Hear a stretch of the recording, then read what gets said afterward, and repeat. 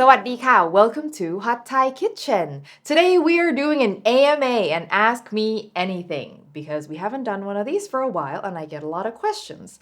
So I asked my Patreon members and also my Instagram followers for questions and I got a ton. So thank you everyone who submitted them. There is no way I can get to them all, but I did pick ones that I think would be the most interesting for discussion.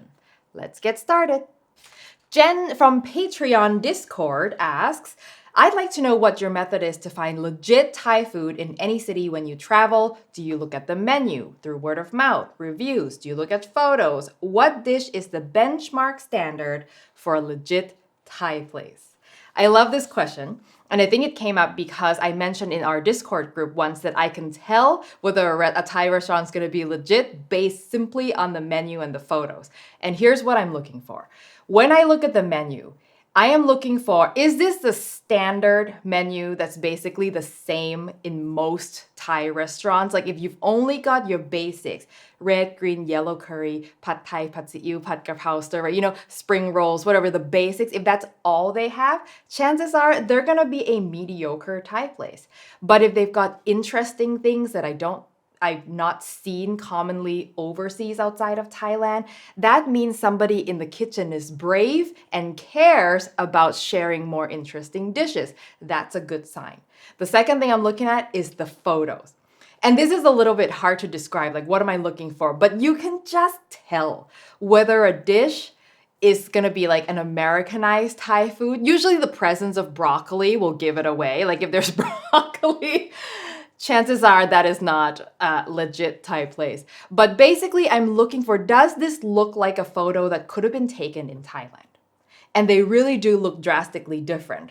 And so these are the two things that I'm looking for. Reviews, I do look at them, but I don't give a lot of weight because the reviews are done by not Thai people most of the time, right? And sure, it could be a place that has good food and really deserves 5-star in terms of delicious food, good service, but their food isn't like in Thailand. And the people who are going, if they're not Thai or haven't been to Thailand, wouldn't know that, right? So I don't really pay too much attention, but it's like, I just want to check to make sure they don't suck, right? That's all. Living outside of Thailand, what is your biggest pet peeve food cooking-wise? Are you ready for a rant? I love this question. So my biggest pet peeve that's Thai food related is a non-Thai restaurant that has a Thai item on the menu. Here's a Thai pizza, a Thai salad, a Thai rice bowl, my goodness. And it's usually a plate of stereotype. That's what comes to your table. It's gonna be something with peanuts in it, peanut sauce, it has cilantro sprinkled on top, a wedge of lime, but beyond that, you have no idea what about it is Thai. There might be like served with a sweet chili sauce on the side because, that's the thing that makes it. Anyway, I'm so mad because it's usually just like literally a plate of stereotype. Now, the other thing that's not related to Thai food, that's my biggest pet peeve, is when restaurants serve bread and butter, and the butter is cold. And it's like, how do you expect me to spread this damn butter on my bread when it's a solid block of butter? Like, it just doesn't make sense. Leave your butter outside at room temperature. It's not gonna go bad. You know what I've done before when this happened? The restaurant will have like candle on the table. I have melted my butter using the restaurant candle in order for it to be spreadable on my bread. Or the bread is cold, so I toast my bread over the candle so that then the butter will melt nicely on the bread. I mean, what do we have to do around here to spread some butter on bread? A question from Instagram. How do you cut veggies so they look pretty in my cooking and not just like blobs? I love this question because I know exactly what you're talking about and I have a solution. There are two main reasons your vegetables look like blobs. One, you're cutting them straight. Here's what I mean. Instructions say to slice a carrot and then you slice your carrots, right? Nothing wrong with that. And you get circles. Nothing wrong with circles, but we can do better. What if you slice on a diagonal? Now your carrots look a little bit better as diagonals, right? I can do better. What if I half my carrot and then slice on a diagonal? Now I have pointy pieces of carrots, and foods always look better when they're pointy. Okay, so that's the rule of thumb. Create points. The second thing that makes your vegetables look like blobs is because you are cutting them too big. Let's say you wanted to cut a cucumber, a very long cucumber, for salad, and let's say you want to have it, and then you just want to slice it for a salad, and then you cut it this thick, and it's fine. But when you toss that in a salad, it's gonna look kind of chunky. If you make it thinner and make thin slices, and we make a diagonal the way we talked about, then we have like things that are more delicate looking, thinner, it just looks prettier. If you want to look at an extreme example of this, think Michelin star fine dining. Vegetables come in teeny tiny little pieces and they're small and they're pointy. Like that's why it looks so beautiful and delicate. At home, you don't have to go quite that far, but you have to find some middle ground that works for you and your food will look better. One caveat is that if you're following a recipe and they're telling you to cut things a certain size, do that because that will affect the cooking time. And so if you cut things smaller, things are going to cook faster. It's just something to think about. Have you changed your cooking habits to keep cooking as a busy mom and food lover? Oh yes.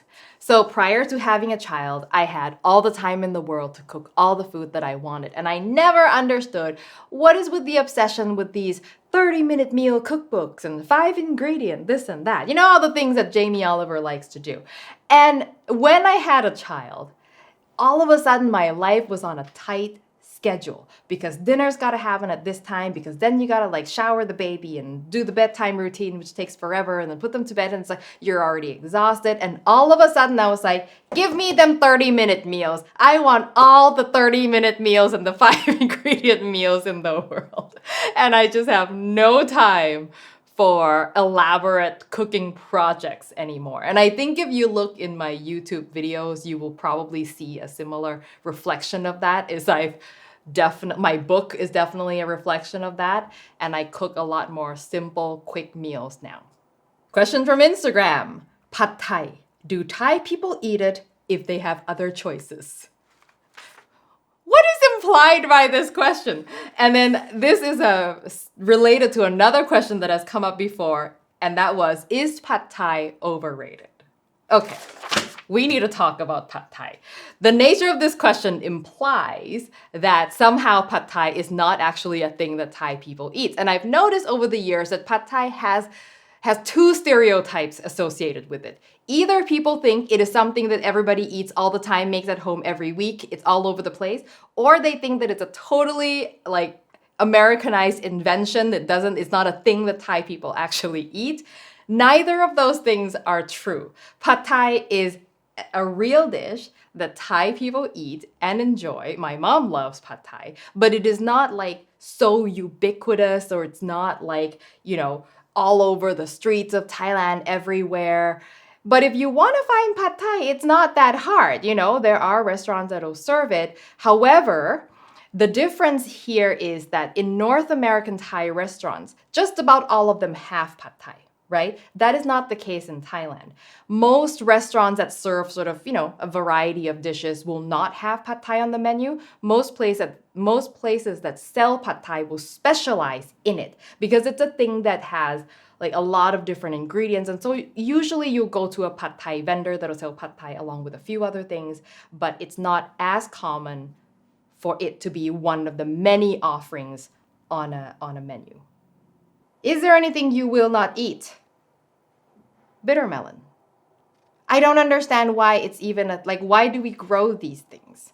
And when you look at bitter melon recipes, people will do all sorts of things to remove the bitterness. They go cut it and then boil it in salt water and then dunk it in cold water, and you do all this voodoo dance to get it to be less bitter. And I'm just like, how about a zucchini? Why are we doing so much effort to make it less just don't eat it? Sorry, I know many people enjoy bitter melon. It's just not something I understand. Besides the color, any other difference between red and green Thai curry? Nope. Thai curries are like M&Ms. Different colors, taste exactly the same. It's just food coloring. I'm just kidding! The reason red curry is red and green is green is because the color of the chilies. Red curry uses dried red chilies. Green curry uses fresh green chilies. And yes, there are some differences in spices as well. The herbs are very similar, but green curry often, a lot of people like to add extra spices to it. But the difference between those chilies alone make a difference in the way the curry tastes. So if you taste the sauce straight up, just the sauce, you will notice that they do not taste the same. I mean, you can imagine if you eat a green fresh chili and eat a dried red chilies, they don't taste anything alike, right? And that is the difference in the curry. The next question is from Cuttlefish Cuddle, which is the best username ever, from the Patreon Discord. When you are cooking multiple dishes, e.g. a salad, a curry, and a stir fry, which is very typical of a Thai meal, how do you juggle that? Do you make the dishes one by one and keep them warm if they need to stay warm? What recommendations do you have for prepping and making multiple dishes for one dinner? Great question, and let me demonstrate. So this is the problem that every restaurant faces, because when a customer comes in, they want all of their dishes arriving on the table more or less at the same time. How do they do it? Well, I'd like you to imagine a Subway sandwich shop. You walk into the shop, what do you see? You see all of the vegetables already cut. You see all of the sauces and dressings already made and ready to go. And then you see what I call the reheatables. And those are the things that take a long time to cook, but they just need to be reheated for serving. So that would be their chicken, their meatballs, tomato sauce, whatever Subway has that is meat, basically. And that's exactly what you want to do as well. Step 1. Anything that can be cooked ahead of time and reheated, you get that going first, and that would be things like curries, soups, stews, braised meats, things that take a long time. While that's going, you go and prep everything else. Cut all your vegetables, cut and marinate all of your meat, mix up all your sauces and salad dressings, but you don't assemble anything. Everything is still just in parts. When it's close to serving time, then you first assemble the things that can be served room temp. So all of your salads, dip platters, you mix that together first, which should now only take you a couple minutes because everything just needs to be tossed together. When you're done with that, you come back to your reheatable, you turn it on. Get it going while you do all the last minute cooking things. So that would be your stir fries, anything that comes from a steamer that needs to be served immediately after cooking. And your stir fries should only take you like 5 minutes max because, again, your sauces and vegetables, meat, everything is cut and ready to go. By the time you're done your stir fries, your reheatables are reheated. And now all you have to do is put everything on the table. And listen, if you mess up, everything goes to hell, and food is cold, just stick it in the microwave for a couple minutes. It'll be fine. Also, if your rice is steaming hot, your food doesn't actually have to also be steaming hot, and the rice will sort of carry the weight of the heat. So make sure your rice is in a rice cooker under warm mode. And if you're going to cook a multi-dish Thai meal with any regularity at all, you need to get a rice cooker and eliminate that problem. Finally, when you plan your meal, you have to set yourself up for success. Don't create a meal that's 4 different dishes that all need to be cooked and served immediately, because that's like physically not possible, right? So make sure you've got something that can be done in advance, make sure something can be served at room temperature, and only 1 or 2 things max that needs to be cooked and served right away. All right, now we're gonna do lightning round. Can you collab with Kenji Lopez Alt, please? Just waiting for him to call me, Kenji, anytime. Actually, I am doing an event with Kenji next year, a local event, unfortunately not on YouTube, so if you're in Seattle, stay tuned. How's your son doing? He's doing great. He is 4.5, and I'm completely obsessed with him. Would you do a collab with one of the cooks from BuzzFeed? Yeah, call me anytime. Last meal. If my grandmother is there to cook it, I want her Hainanese chicken rice or khao man gai. If she's not there to cook it, I want shrimp paste fried rice or khao kluk kapi. I have recipes on the website, both of them. Any Thai foods you don't like. Anything with bitter melon in it. And that is it. I hope you had as much fun with those as I did having them. I think some of these are really, really good questions. And if you've got other questions that you want me to answer for my next AMA, leave them in the comments. And I promise I will do another one of these sometime in the next 10 years. A special thanks to all of our Patreon supporters who directly support the show. If you want to know what that's all about, how you can get into the Patreon Discord that I keep talking about, the link is in the description below. Thank you as always for watching, and I will see you next time. สวัสดีค่ะ